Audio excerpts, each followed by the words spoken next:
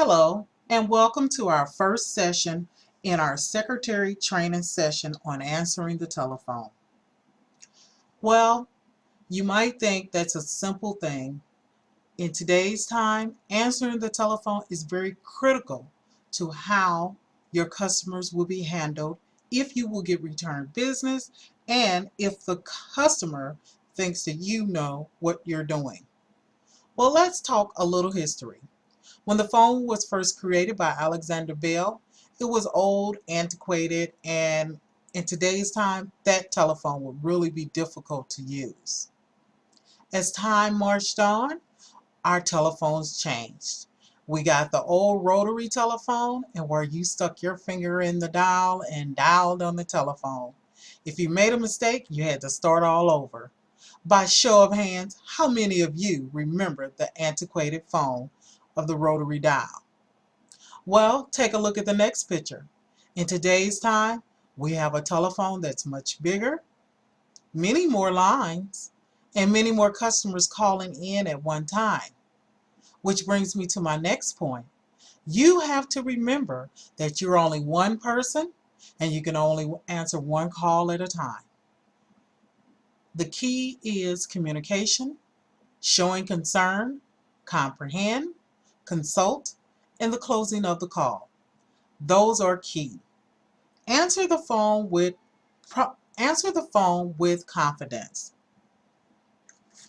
The first C we're going to talk about is communication. How to properly answer the phone. First of all, you will need to receive training on the telephone that you'll be answering. And remember to answer it within 3 rings. Place your tools that you will be using in an accessible place on the desk. Your tools are your telephone list, just in case you need to make a transfer, a pad and a pencil to write down the things that the caller will tell you. Once the phone rings, answer it within the second ring. Answer the phone with a smile on your face. Your caller will feel your welcome through the telephone lines. Introduce yourself, your office, and begin a very important part of the call. Listen. Concern. Ask vital information. May I ask, who am I speaking with? Your telephone number, just in case our call is disconnected. Your company, or if it's a parent, your student's name, grade level, and the school your student is attending. Next, comprehend. Listen carefully with undivided attention, taking notes to make sure the information is correct and accurate to your situation. You will want to consult someone in another department if the department that they have reached, which is you, is not the correct department.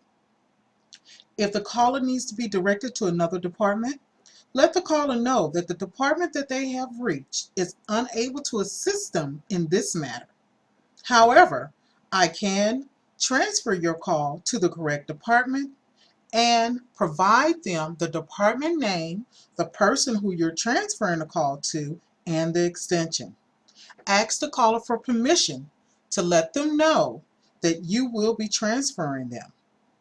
Place them on hold. Begin to transfer the call. Once the receiver in the other department picks up the call, give them a briefing on who they will be receiving on the other line. Transfer the call.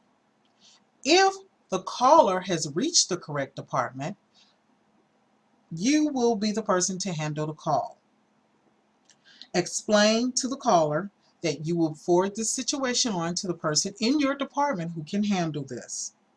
You will want to repeat the important information of the call before the call is closed.